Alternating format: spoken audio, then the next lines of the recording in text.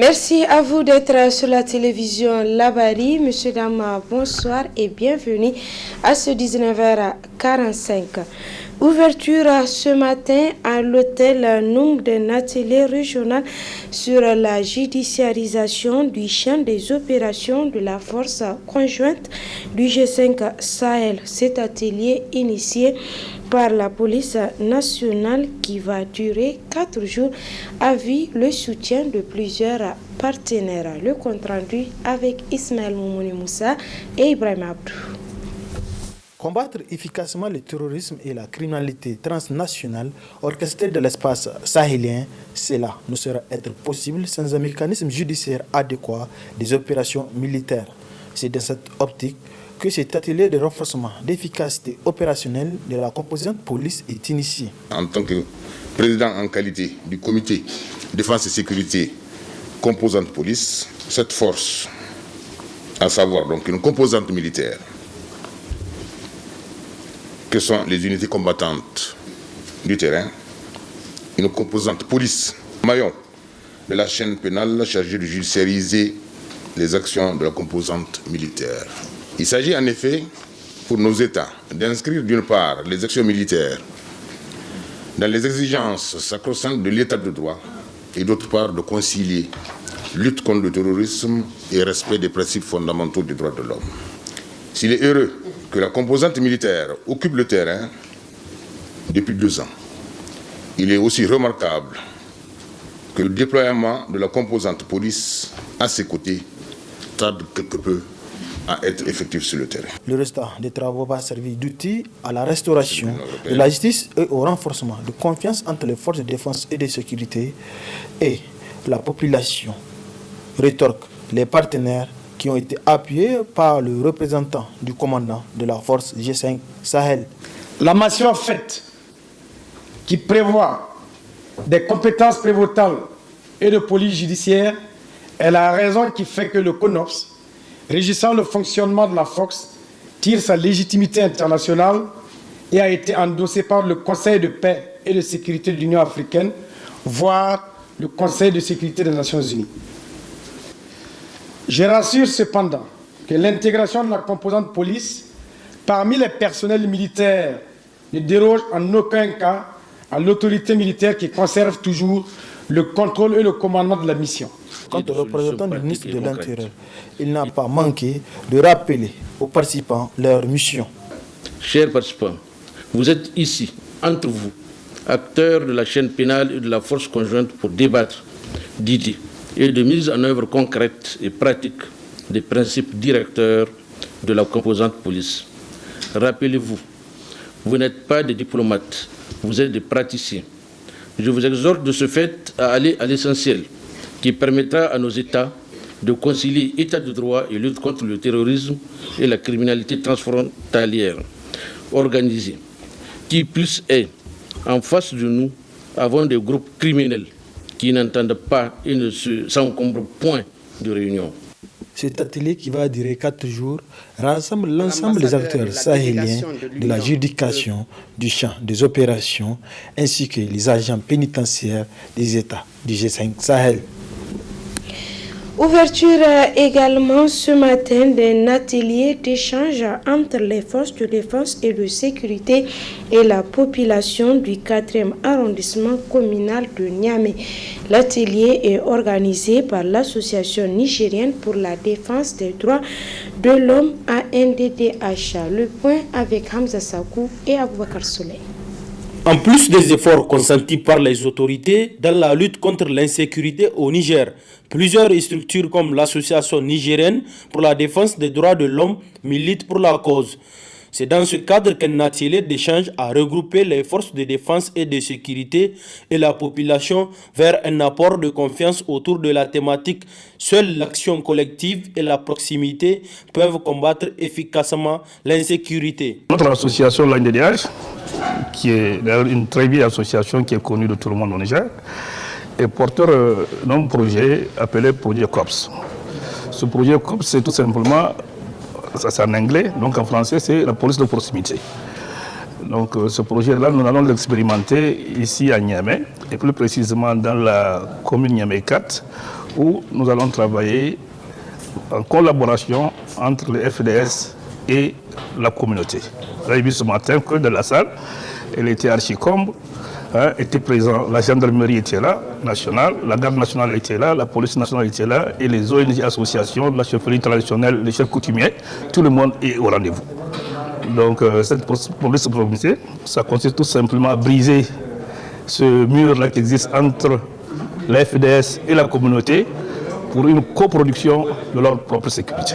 Abondant dans le même sens, à son tour, le conseiller principal de police chargé d'accompagner ce projet a souligné l'objectif du projet Strategic Capacity Group. Capacity Group, qui est chargé d'accompagner une association de la société civile en vue de la mise en œuvre d'un projet qui s'appelle COPS, qui l'acronyme en anglais veut dire Community Oriented Policing Strategies, qui est en fait un programme visant à développer la police de proximité au Niger. Le résultat de ce programme tient du fait que, en matière de sécurité, une stratégie qui a fait ses preuves dans d'autres pays et le rapprochement entre la communauté, la société civile et les forces de l'ordre au sens large, en l'occurrence au Niger, police nationale, gendarmerie et garde nationale, via des mécanismes qui vont permettre de développer cette confiance mutuelle.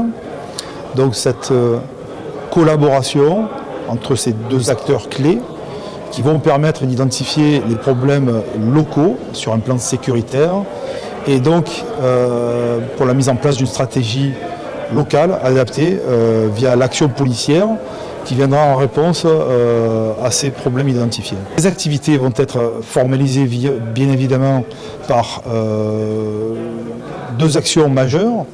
La première, c'est l'identification d'initiatives pilotes qui pourront refléter bien évidemment les inquiétudes et les problématiques sécuritaires sur une zone pilote identifiée, en l'occurrence Niamey 4, la commune de Niamey 4.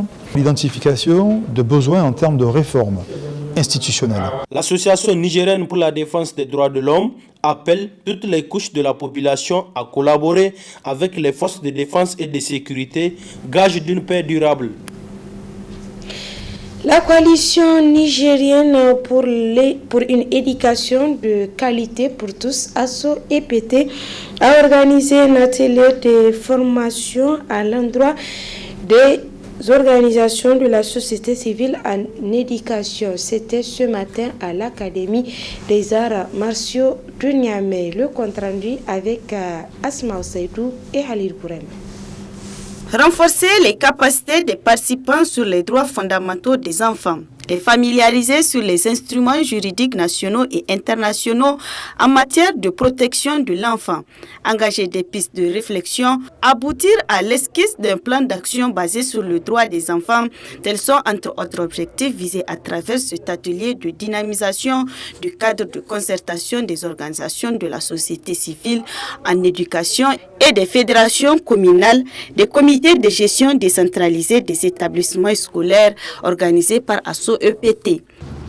Permettez-moi à l'entame de ce mot d'ouverture de l'atelier de formation pour la redynamisation du cadre de concertation des OSC en éducation et les fédérations communales des CGDS sur les droits des enfants de m'acquitter d'un agréable devoir. Celui de remercier notre partenaire plan international Niger, grâce auquel nous menons plusieurs activités entrant dans le cadre de l'amélioration de la qualité de notre système éducatif. L'atelier sur la redynamisation du cadre de concertation des OSC des organisations de la société civile active en éducation et les fédérations des CGDS a pour principal objectif de contribuer au renforcement et à l'implication des acteurs du cadre des OSC que vous êtes et des membres des fédérations communales dans la gouvernance de l'école basée sur le droit. De façon spécifique, cet atelier vise à renforcer les capacités des participants sur les droits fondamentaux des enfants, à familiariser les participants sur les instruments juridiques nationaux et internationaux en matière de protection de l'enfant, à engager des pistes de réflexion avec des participants en faveur de la mise en place d'un dispositif de veille pour le respect des droits des enfants. Cette formation vise également. Cet atelier revêt donc une importance capitale pour des acteurs membres des OSC actifs en éducation que vous êtes. En effet, comment pourrions-nous nous acquitter de notre devoir régalien, celui des veilles citoyennes pour la défense des intérêts des enfants, notamment les droits à l'identité, à l'éducation, à la santé, au bien-être, etc. Comment pourrons-nous mener à terme nos différentes actions de plaidoyer et lobbying en faveur du respect des droits de l'enfant auprès de l'État et des partenaires, sans une parfaite maîtrise des instruments juridiques, aussi bien nationaux qu'internationaux en la matière? En effet, l'article 3, alinéa 1 de la Convention des droits de l'enfant stipule, je cite, « Dans toutes les décisions qui concernent les enfants, qu'elles soient le fait des instruments publics ou privés, des protections sociales, des tribunaux, des autorités administratives ou des organes législatifs, l'intérêt supérieur de l'enfant doit être une considération primordiale. » C'est dire que nous devons veiller à ce qu'il en soit ainsi, et d'où l'intérêt de tout mettre en œuvre pour que notre ponctualité, notre assiduité ne fasse pas défaut tout au long de cette formation. Enfin, pour tirer un meilleur profit de cette formation basée sur les droits des enfants, un spécialiste en la matière est mis à la disposition des participants pour les entretenir pendant 2 jours sur la thématique.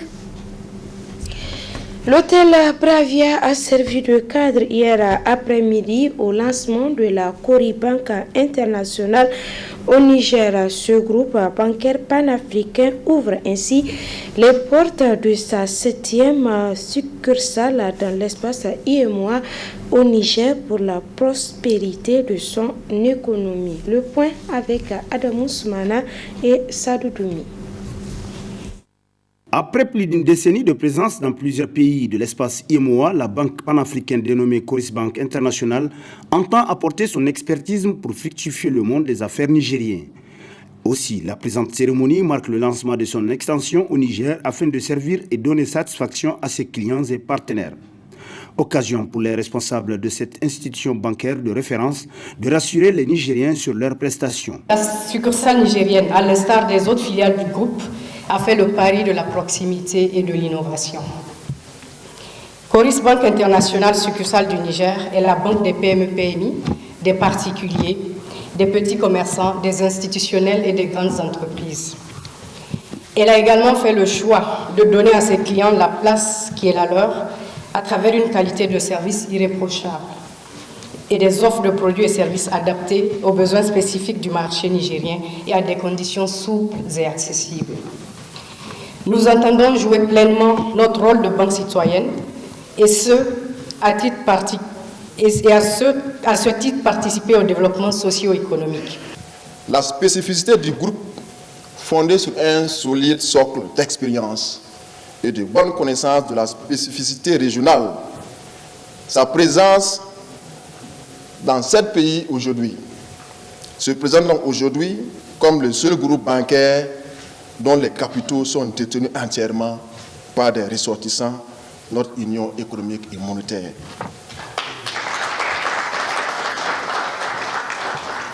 Très engagé dans la promotion des échanges intra-UEMOA, il était donc impérieux de connecter donc le Niger à notre ingénierie bancaire et notre stratégie régionale pour renforcer donc son développement. Cette cérémonie qui a enregistré la présence d'importantes personnalités du monde des affaires au Niger a été présidée par le ministre délégué au budget qui a salué l'avènement de cette banque pour accompagner les efforts des autorités nigériennes. Le système bancaire nigérien se voit donc aujourd'hui renforcé de cette nouvelle arrivée qui témoigne une fois de plus les performances et les efforts du gouvernement nigérien à atteindre et réaliser les ambitieux projets du programme de renaissance du président de la République, son Excellence Alhaji Issoufou Mahamadou.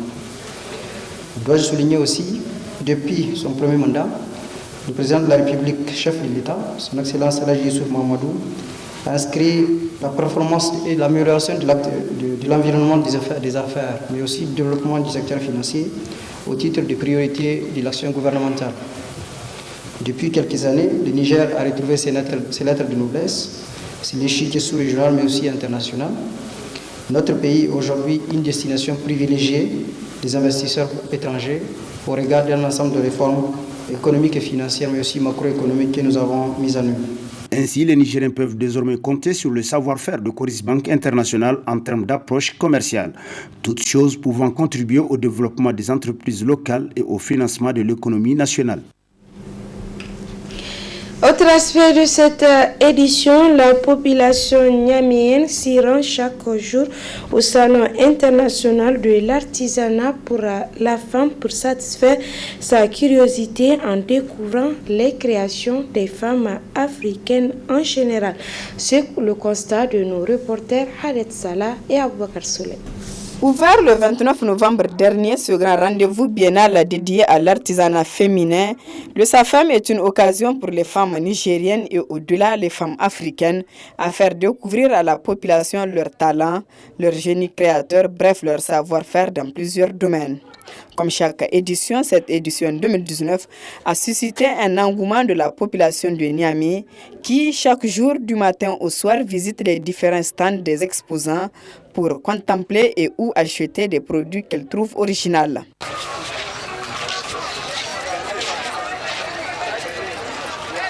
Cette ambiance continuera à régner au Palais des Sports jusqu'au 8 décembre prochain. Restons toujours au Salon international de l'artisanat pour la femme, SAFEM 2019, pour parler de la transformation du lait local par le groupement des femmes professionnelles de transformation laitière ProLait. Suivez le reportage. Valoriser le lait local, c'est l'objet de la présence du groupement des femmes professionnelles de la transformation laitière ProLait à cette édition 2019 du SAFEM. En effet, la transformation du lait et ses dérivés se fait en plusieurs étapes à la grande satisfaction des Nigériennes. La transformation se fait sur différentes étapes parce qu'il y a le lait frais pasteurisé, elle a sa transformation à part, et il y a le yaourt, le tchoukou, le wagasi. Donc le lait et ses dérivés, chacun a sa transformation à sa manière, comment on fait ça. Pour avoir le lait en tchoukou, déjà il faut préparer le ferment. Le ferment c'est quoi? Ce qu'on va mettre dans le lait frais pour que ça se coagule, pour que ça devienne tchoukou, il faut le préparer. Donc on met un peu de lait caillé, des ingrédients, de la caillette de chèvre. Et aussi il faut savoir la dose pour 5 litres de lait. Pour 10 litres de lait, pour 15, ainsi de suite. Ça dépend du nombre de litres que tu vas transformer. Donc le dosage, c'est ça la technique. Et comment préparer le ferment aussi, c'est ça la technique. Donc il faut savoir faire ça. Après tu mets ton ferment, ça se coagule au moins 40 minutes. Ça se coagule et tu vas faire ton tchoukou. Nous sommes en train de faire le beurre de vache, manchanou. Donc le beurre de vache là, on l'obtient en pasteurisant nos laits. Si nous pasteurisons nos laits, la couche qui est en haut, c'est ça qu'on enlève pour garder. Une semaine après, on le prépare pour avoir le beurre, ce beurre-là. Le beurre-là, c'est pour aromatiser les sauces. Et le beurre aussi, on peut le manger frais, sans préparer. Tu peux manger ça avec du pain frais. On fait le yaourt, on fait le wagasi. Les produits du ProLait sont beaucoup appréciés par la population compte tenu de la rigueur dans la transformation. Les gens apprécient, ils prennent, ils achètent. Tchoukou l'unité, c'est à 500 francs. Le lait caillé là, c'est à 500 francs. Bon, le wagasi, ça dépend du poids. 500 grammes, on le vend à 2000 francs. Parce qu'il y a les moules de wagasi, ils sont là-bas. Donc c'est des moules. Donc si c'est des moules de 2000, on vend ça à 2000. Si c'est pour 1500, on vend pour 1500. Ça se passe comme ça. Le yaourt aussi, au SAFEM, on vend ça à 500, à 400. Mais à la boutique, c'est 350. Le lait frais, c'est à 300 francs. Le beurre de vache, on vend le litre à 5000. Vraiment, ça, c'est pour avoir ça, c'est très difficile. C'est parce que c'est un vrai lait local qui n'a pas de mélange. Donc on est sûr de notre lait 100% lait frais local, lait local.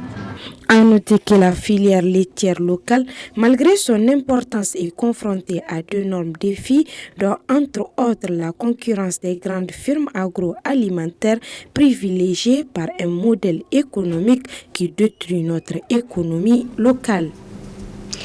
Célébration ce jour 3 décembre 2019 de la Journée internationale des personnes handicapées. Au Niger, cette journée a été célébrée par la Fédération des sports paralympiques FENIFA à travers plusieurs activités sportives pour les personnes handicapées, dont la course vélo au stade général Sénikounti. Le compte rendu avec Hassan Saleh, Mustafa et Sadoudoumi.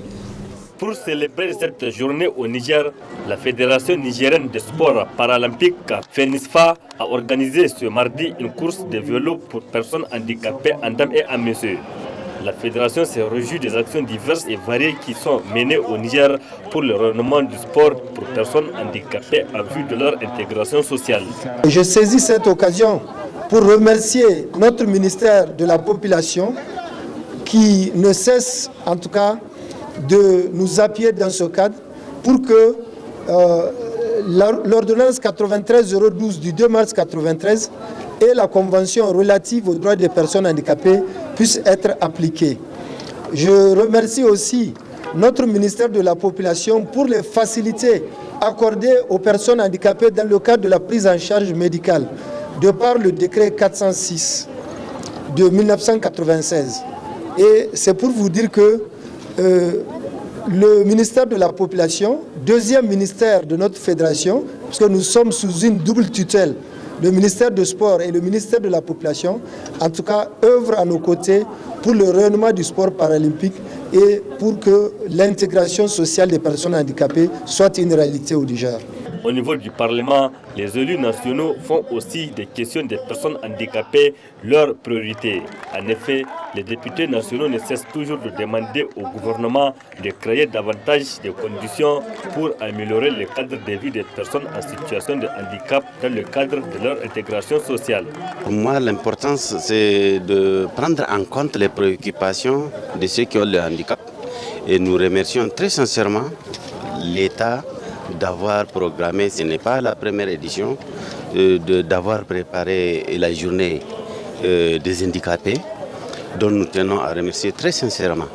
Je vous dis que l'association des handicapés, on les a reçus maintes fois à l'Assemblée nationale et nous avons pris la plupart de leurs préoccupations, dont moi aussi je suis handicapé, de passage. Je vous dis que les préoccupations des handicapés, dès que ça vient à l'Assemblée, vraiment notre porte est grandement ouverte. Nos vrais souhaits à l'endroit des gouvernants, c'est d'abord de s'occuper des handicapés. D'abord, vous voyez l'handicapé ici, dans ce 21e siècle, ce n'est pas de donner la sadakat aux handicapés, non, c'est de s'occuper de l'éducation des handicapés, la santé des handicapés et la vie quotidienne des handicapés. C'est de ça dont nous voulons à ce qu'on regarde nos gouvernants actuels. L'édition 2019 de la Journée internationale de personnes handicapées est célébrée sous le thème « La participation des personnes handicapées de l'action à mettre sur l'agenda 2030 ». Occasion pour le président de la FENISFA de louer la parfaite collaboration du Comité international de la Croix-Rouge CICR pour son appui matériel et technique permettant le développement du sport paralympique au Niger. Voilà, point final de cette édition. Merci à vous de l'avoir suivi et restez en compagnie des programmes de la télévision Labari.